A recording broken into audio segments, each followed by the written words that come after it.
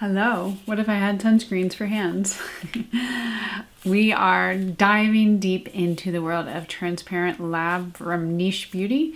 These sunscreens came to me, I forget where I found them or who recommended them, but I bought them immediately. They're super affordable. You get a lot of product, and I'm gonna be reviewing both of them today. So buckle up, like, subscribe, do all the things, comment if you have tried them or if you want to. And let's get into this video.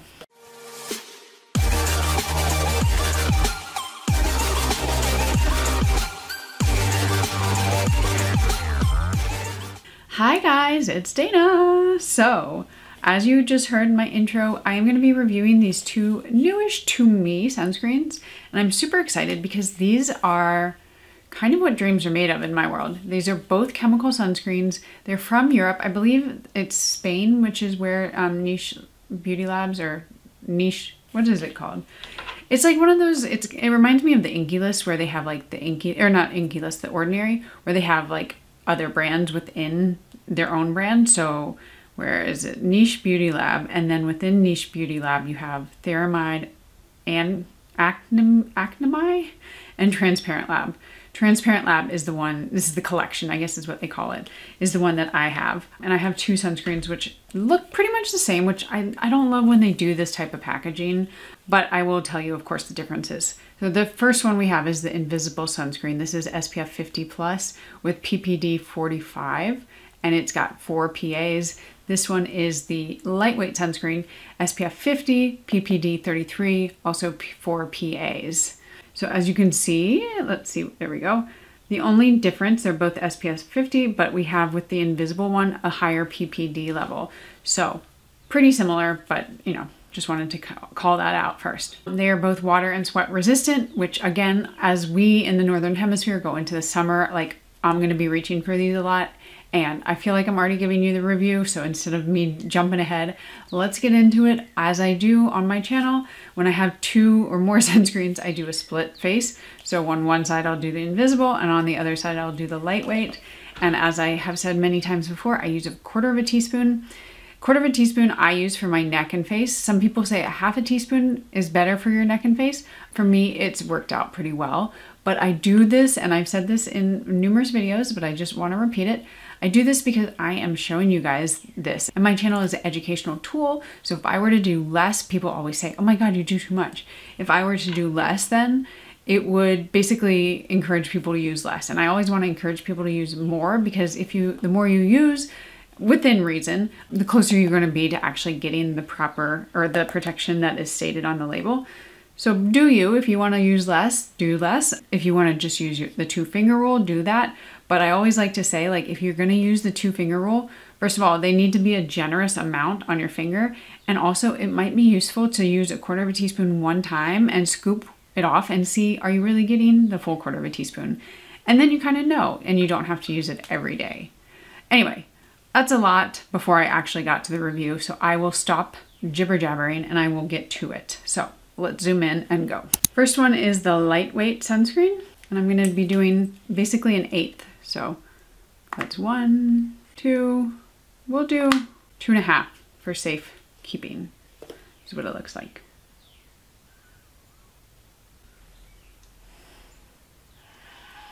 Okay, this is the Lightweight Sunscreen SPF 50 plus. It retails for $23. And you get 100 milliliters, which is basically double the amount of most sunscreens that we get these days, which are 50 milliliters or 1.7 fluid ounces. This is 3.38 fluid ounces. So this one basically retails for, what is that, $11.50 for like what you would get for the normal size. Incredible deal, just incredible. And they say that this is the ideal daily facial sunscreen for those looking for a light, fast-absorbing formula. It does remind me a lot of Korean sunscreens with that chemical, like fast-absorbing, very lightweight, very high protection. So that is something to keep in mind. They say it's for all skin types, and this is a chemical sunscreen, like I said. As far as kind of the finish and the feel of it, this one has basically sunken into my skin already. I feel like a little bit of excess grease on my forehead and maybe on my neck. Stuff never blends into my neck that well, but it is very lightweight and it doesn't feel heavy or kind of greasy on top of my skin. Next up is the Invisible Sunscreen. I use the other side. 1, 2.5 pumps. So I would say for both of these, and I'm not 100% sure, I don't remember, but about 5 pumps would probably, no, actually maybe less. This is more than a quarter. Maybe about 4 pumps would get you the correct amount, but you'll have to test that yourself.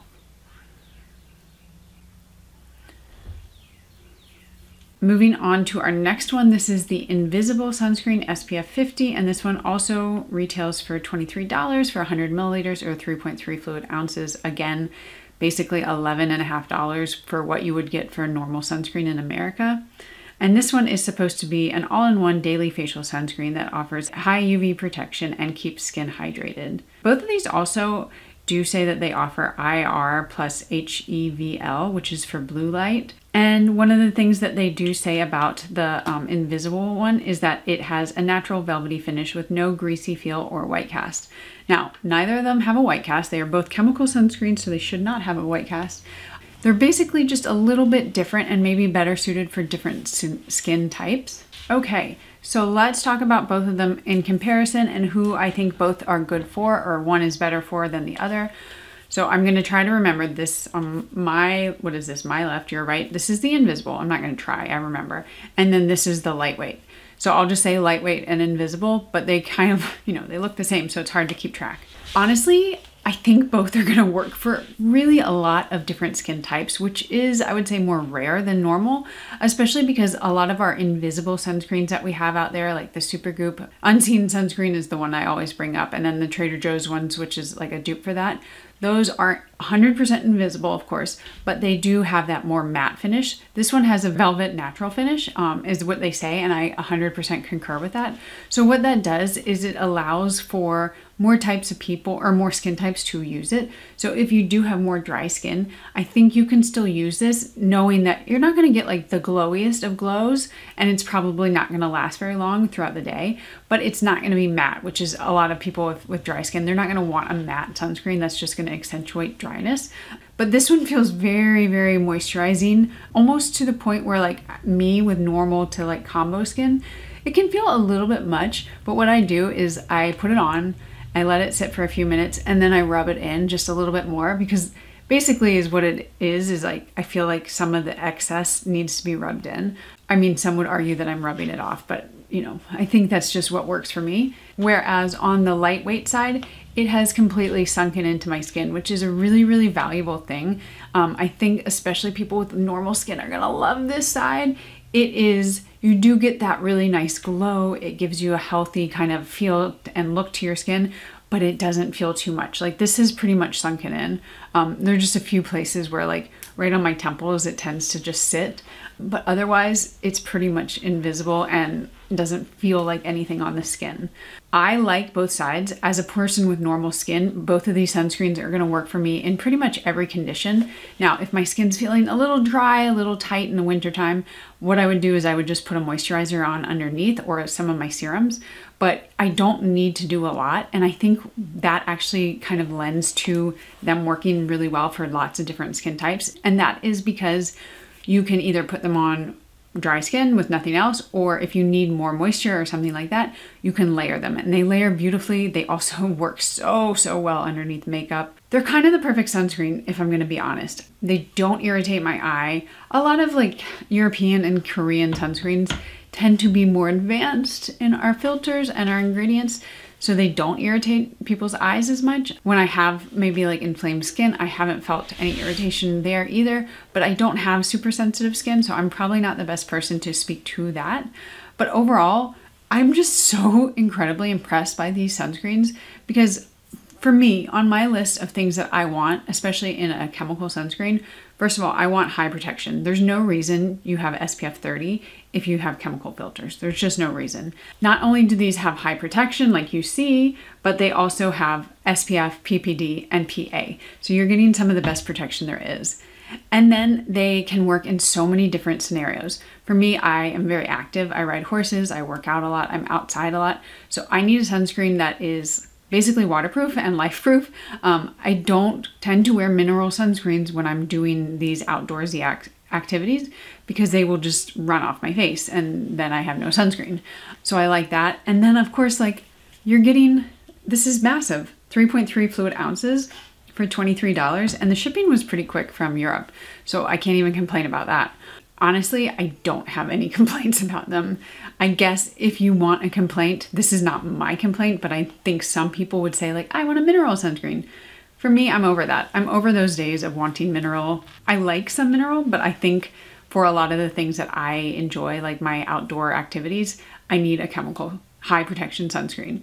And also they just apply so easily. You saw that. No white cast on any skin tone, which they shouldn't because they're chemical. But I don't know. I feel like I don't have enough words. These are probably, dare I say, it's only March, but these may be going into the top 5 for the year. And I can't kind of choose between them. I reach for either interchangeably. I think if I'm going to say, normally I would say like the invisible one is better for oily or like combo skin, but I don't actually think that because this one does take a little bit longer to sink in and it doesn't give you that matte finish. So honestly, I would say either for all skin types, and just make sure that you rub it in, especially on the invisible side where it sometimes just takes a little bit longer to sink in. So maybe that's my one complaint. Anyway, I think that covers it all. I'm trying to remember if I left anything out, but if I did, of course, you guys know the drill. Just ask a question below. Let me know how you like these, if you are gonna pick them up. And yeah, we'll end it for the day there. So this is my face. I hope you enjoyed, and I'll see you next time. Bye guys.